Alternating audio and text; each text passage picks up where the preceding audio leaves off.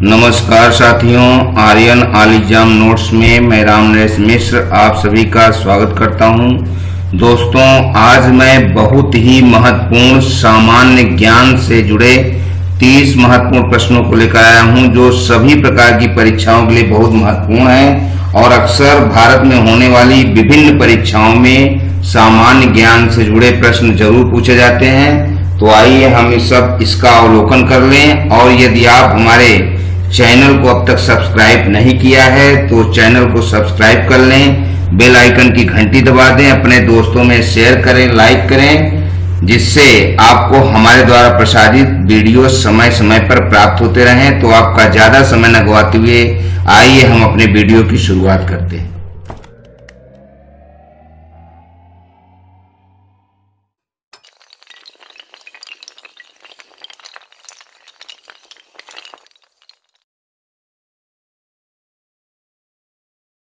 बच्चों, भारत में होने वाली विभिन्न प्रकार की परीक्षाओं में सामान्य ज्ञान से जुड़े प्रश्न जरूर पूछे जाते हैं।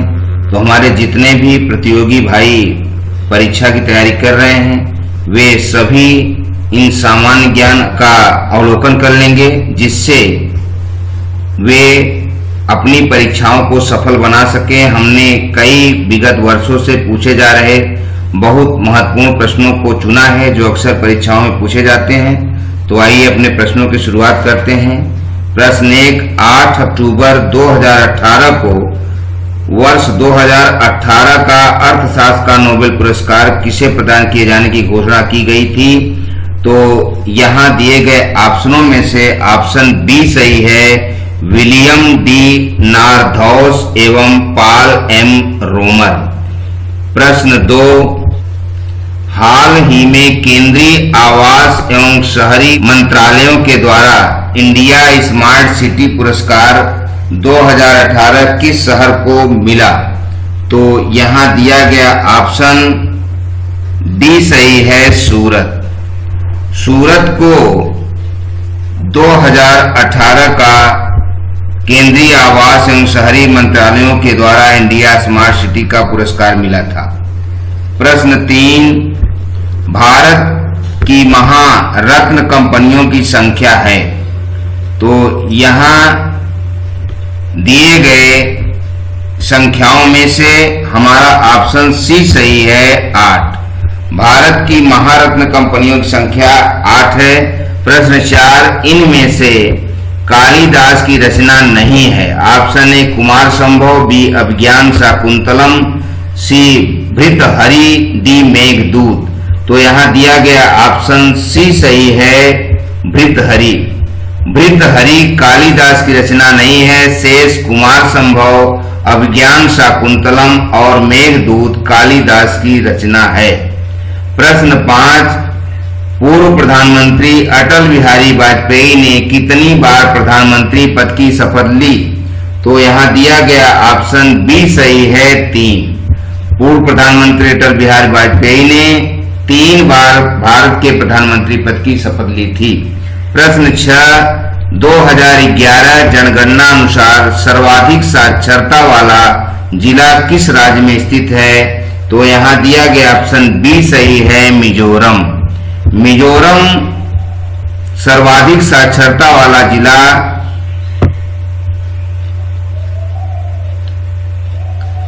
जनगणना 2011 जनगणना के अनुसार सर्वाधिक साक्षरता वाला जिला मिजोरम राज्य में स्थित है।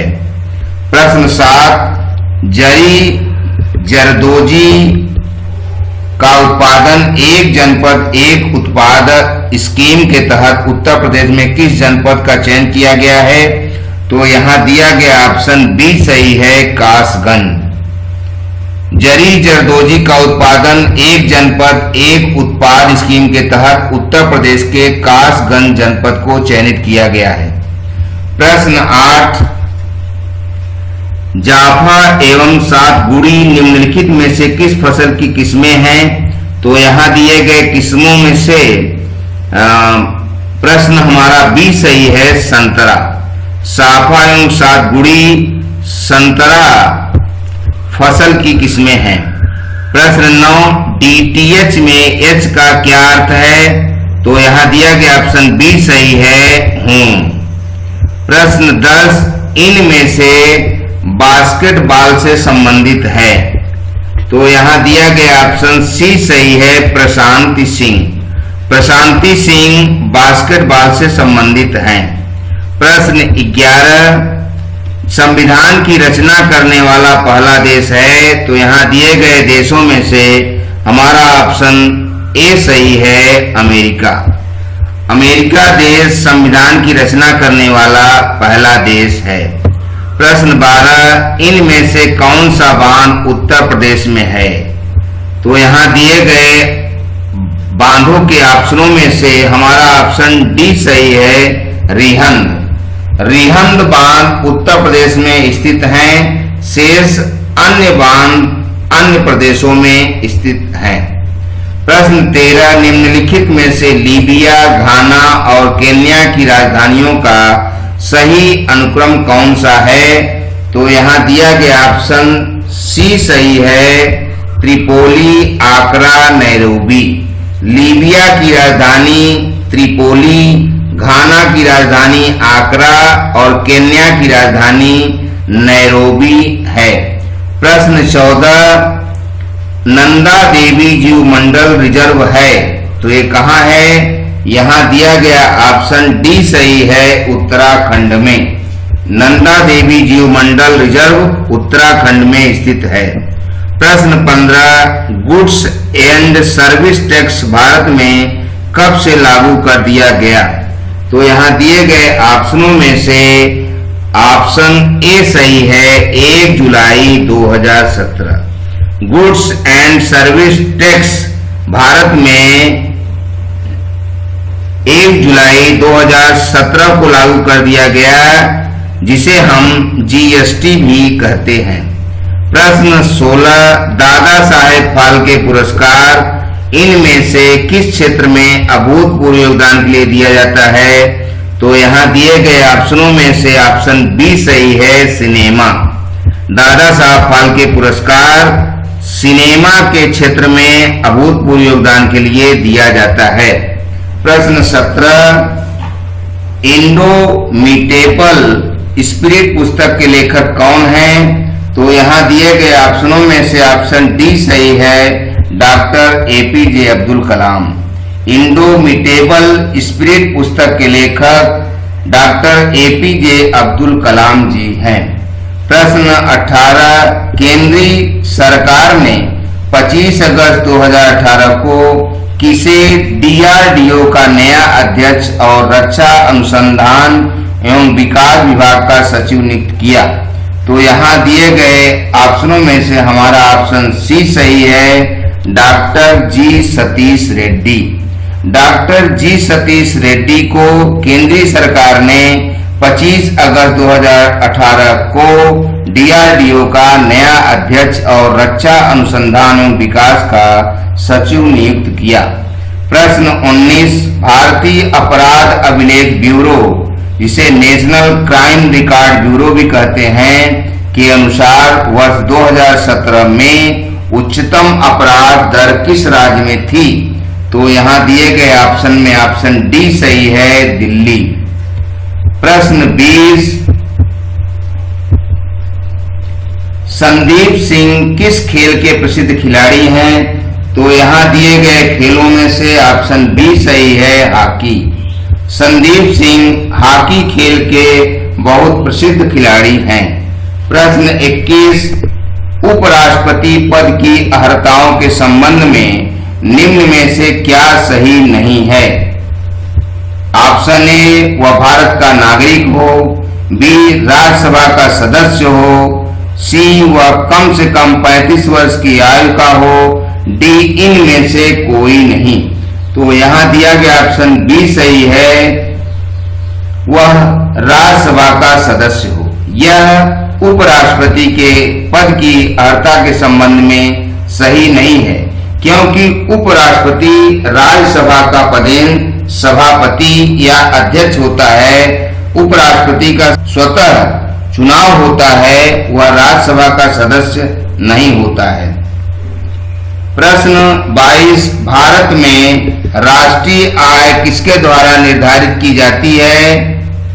तो यहां दिए गए ऑप्शनों में से ऑप्शन सी सही है, केंद्रीय सांख्यिकी संगठन।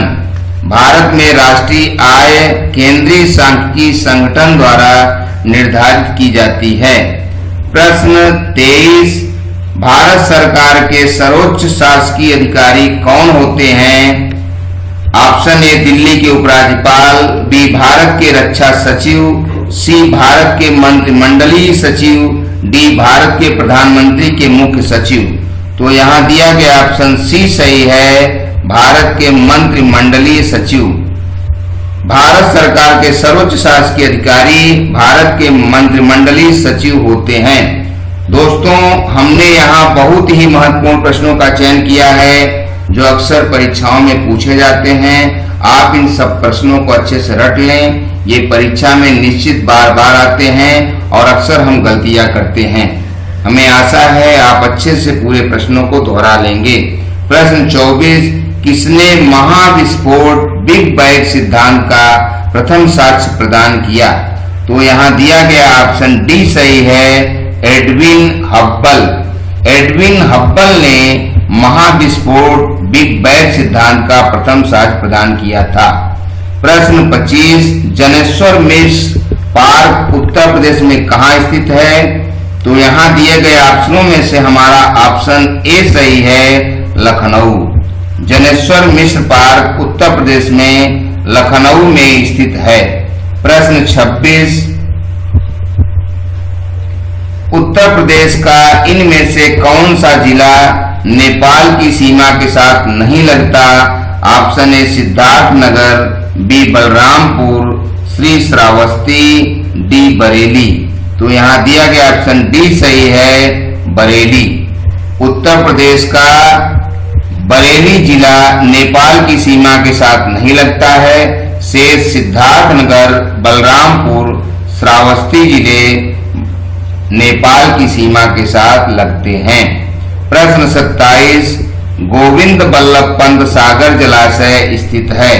तो ये कहाँ स्थित है? यहाँ दिया गया ऑप्शन ए सही है, उत्तर प्रदेश में। गोविंद बल्लभ पंत सागर जलाशय उत्तर प्रदेश में स्थित है।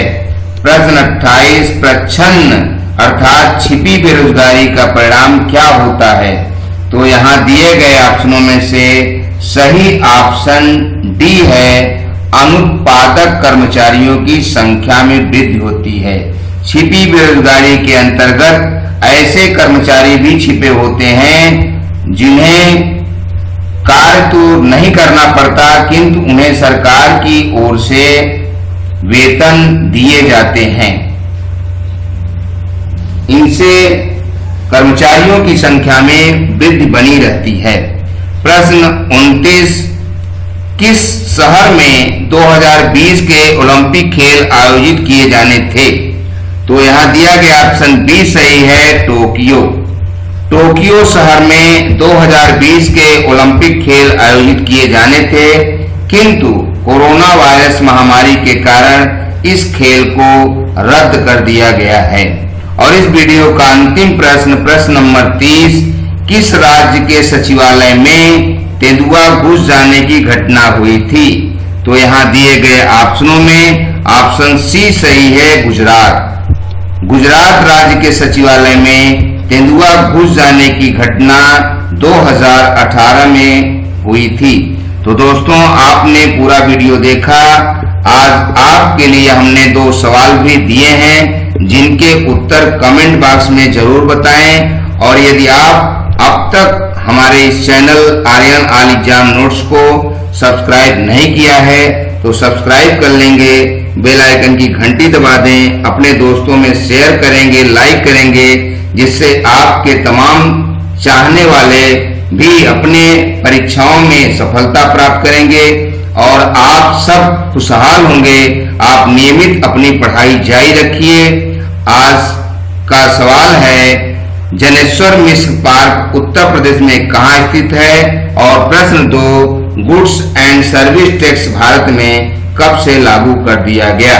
दोस्तों, इन दोनों प्रश्नों के उत्तर इसी वीडियो में छिपे हैं। इन्हें देखकर उत्तर जरूर दें और अपनी पढ़ाई जारी रखें। शीघ्र ही मैं आप सभी के लिए एक नए वीडियो को लेकर उपस्थित होऊंगा जो अक्सर परीक्षाओं में आपके लिए बहुत ही महत्वपूर्ण होगा। आज की वीडियो को समाप्त करना चाहेंगे। शुक्रिया, थैंक यू, धन्यवाद।